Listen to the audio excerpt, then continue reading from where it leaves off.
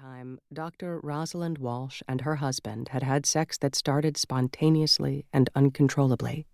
Sex that demanded itself. Sex they had for any number of reasons, but also because they really had no choice.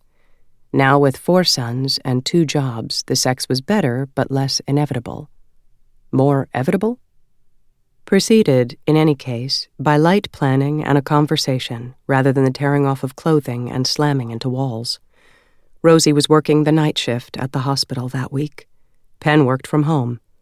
They ate lunch, and then he did some research for his book while she worked out, and then she got a spoon, pulled the bed into the center of the room, and took off all her clothes. Penn sat on the edge of the bed, still wearing his reading glasses, still holding a highlighter in one hand and an article on World War II food shortages in the other. "The last thing I want to do is dissuade you from what's about to go down."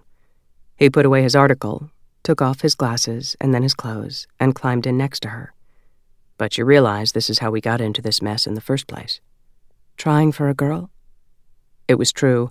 A surely this time girl was how they'd talked themselves into more after Ben. "Getting naked in the middle of the day," said Penn. "What mess?" She smiled. "Have you seen the rec room this week?" "I never go in the rec room." Mess would be a generous term. Mess conveys the level of disaster, but not the degree of danger. If the rec room were an airport, its security level would be red. "Always," she said, kissing his mouth, and then his neck, and then his mouth some more. "Always," he agreed from around her tongue. A short time later, but not too short, Claude happened, in the way these things do, though none of the 3 of them knew it at the time. It always struck Rosie that it would be a useful human evolution if the female could feel the sperm enter the egg. That way she could stop drinking and eating sushi and the good kind of cheese a whole month or more before she generally actually got around to doing so. Such an important part of life, conception. And you missed it altogether.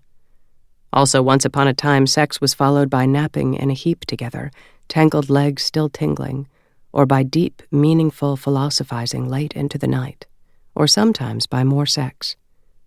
Now Penn fetched back his food shortages article and gave himself 7 minutes to read it nakedly against the headboard before going down to start dinner for 35 minutes before driving to preschool to fetch Rigel and Orion.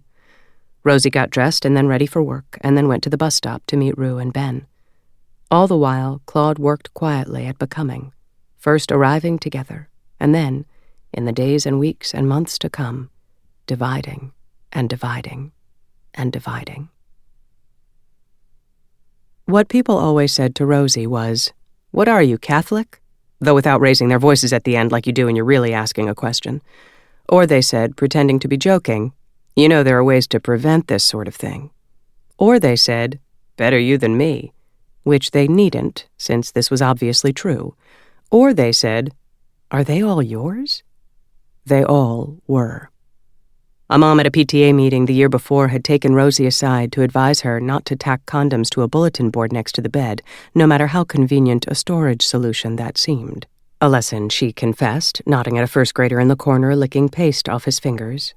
She had learned the hard way. Making a family seemed just as intimate to Rosie as the usual kickoff to that process, and just as impolite to discuss, never mind openly judge, in polite conversation with acquaintances. But that's what happened to her, usually several times a week. And that's what was happening at the bus stop while she waited for Rue and Ben, and one half of almost Claude raced frantically for the other half. "I don't know how you do it."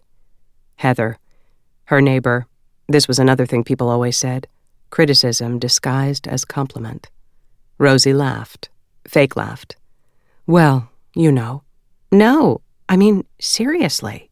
But she did not mean seriously. "I mean, I guess Penn doesn't have a job, but you do." "Penn works from home," Rosie said. Again. This was not their first time through this particular conversation.